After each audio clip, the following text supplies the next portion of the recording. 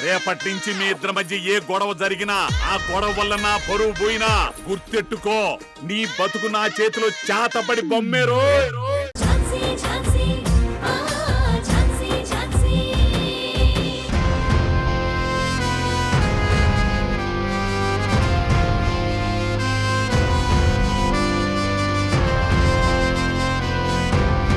ధనా, రై ధనా, ఎక్కడున్నావురా? నానా, అన్నయ్య లేడు. అవునా, ఎక్కడికి వెళ్ళాడు? అన్నయ్య వదిన పిల్లల స్కూల్ డే ఫంక్షన్ అని ఇద్దరు వెళ్ళారు నాన్న. పిల్లలు ఇంట్లోనే ఉంటే స్కూల్లో ఫంక్షన్ ఏమిట్రా? అదే ఆ ఫంక్షన్ గురించి మీటింగ్ అంట, దాని గురించి మాట్లాడడం కోసమని వెళ్ళారు. అమ్మా పద్మ, వీడప్పుడే మొదలు పెట్టాడా? అర్థం పర్థం లేకుండా మాట్లాడుతున్నాడు. అది అదిగో కారు వచ్చిందిగా, వచ్చేసినట్టున్నారు నాన్న అన్నయ్య వాళ్ళు.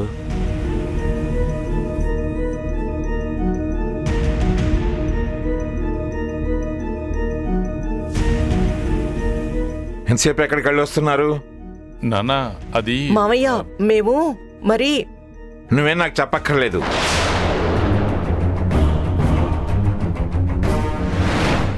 మీరిద్దరూ ఎక్కడికి వెళ్ళారో నాకు తెలుసు.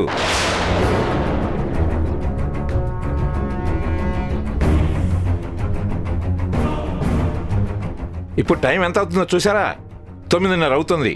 డిన్నర్ టైం అయింది. నాన్న వెయిట్ చేస్తూ ఉంటాడనే ఆలోచన ఏమైనా ఉందా? ఈ ఇంట్లో ఎప్పటి నుంచో ఉన్న పద్ధతుల్ని, అలవాట్లన్నింటినీ మర్చిపోతున్నారు. అరే, ఓ పద్ధతి పాడు లేకుండా ఎవరిష్టం వచ్చినట్టు వాళ్ళు ప్రవర్తించడం అలవాటు చేసుకుంటున్నారు.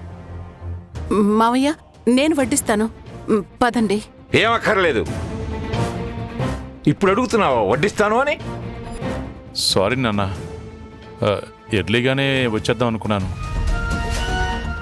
నువ్వు ఈ మధ్య ఎన్నో అనుకుంటున్నావురా, అలానే ఇది అనుకున్నావు అంతేగా?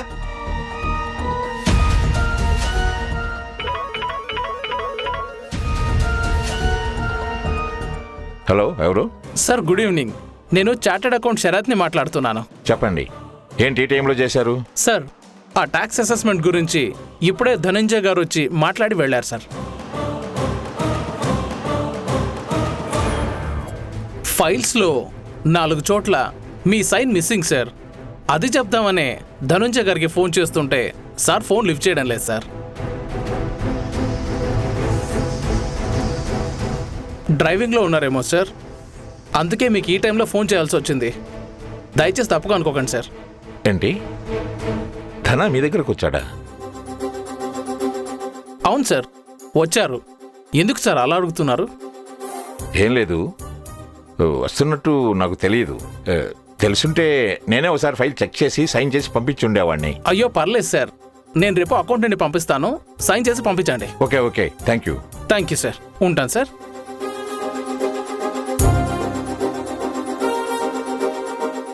ధన, నువ్వు ఆడిటర్ శరత్ దగ్గరికి వెళ్ళావా?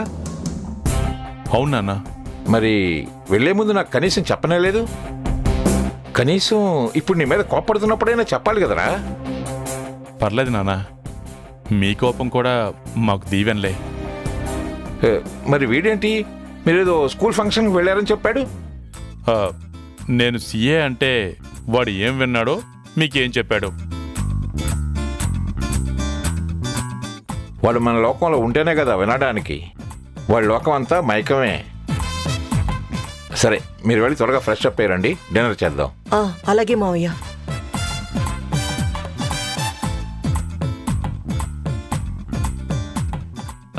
ఏంటన్నయ్య, నాన్న దగ్గర మళ్ళీ నన్ను అడ్డంగా బుక్ చేసావు కదా?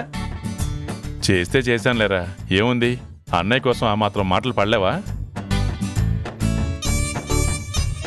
అన్నయ్య నీకోసం నీకిష్టమైనవి తెస్తుంటే